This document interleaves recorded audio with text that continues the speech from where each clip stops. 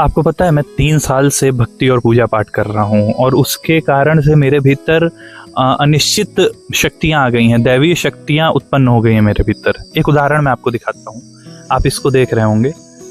ये मैं जैसे ही इसके करीब लाऊंगा, अब देखिए मैं इसको टच नहीं करा रहा हूँ, पर ये देखिए ये इससे आकर के चिपक गया। फिर मैं और कुछ आपको इसके द्वारा शक्तियाँ दिखाता हूँ। अब फिर से मैं इसको इसके करीब ला रहा हूँ, पर अब ये नहीं चिपक रहा। फिर मैं इसको करीब ला करके दिखाता हूँ, आप ध्यान से देखिएगा। मैं इसको मैंने चिपकाने की कोशिश की, पर ये गिर गया। देखा? तो ये एक दैवीय शक्ति मेरे भीतर से उत्पन्न हुई है, जो पूजा पाठ का फल है ये मेरे।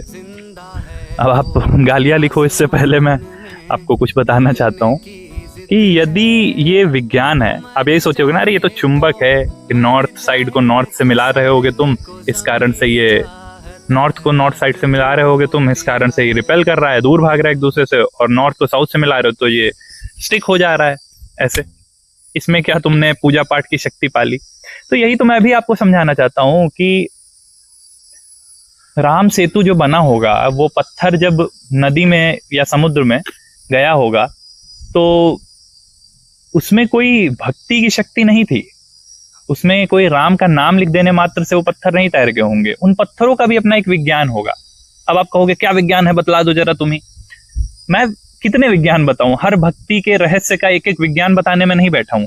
मैं बस आपको ये बताने बैठा हूं कि हर चीज के पीछे भक्ति की शक्ति नहीं होती है। उस भक्ति का, स्पिरिचुअलिटी का, अध्यात्म का इन जादुई चीजों से क्या वास्ता भाई? कोई जादूगर थोड़ी ना थे श्री राम, कोई जादूगर थोड़ी ना थे हनुमान, कोई जादूगर थोड़ी ना थे नल नील। वो ऐसी रॉक्स रही होंगी जो तैर सकती होंगी, उनकी डेंसिटी का कुछ रहा होगा वास्ता, वो तो विज्ञान जाने, साइंस जाने। पर हम आप ये जाने कि इन छोटी छोटी अंधभक्तियों से हमें ये जो आजकल के जो बाबा लोग हैं वो हमें बेवकूफ बना रहे हैं। निश्चित ही ऐसे बाबा भी हैं जो हमको सत्य का मार्ग सिखाते हैं, अध्यात्म का मार्ग सिखाते हैं, दुखों का निवारण करते हैं, पर हम कहाँ भटक रहे हैं इन छोटी छोटी चीजों में, इन जादुई चीजों में। हाँ, इसमें कहाँ हम भटके हुए हैं?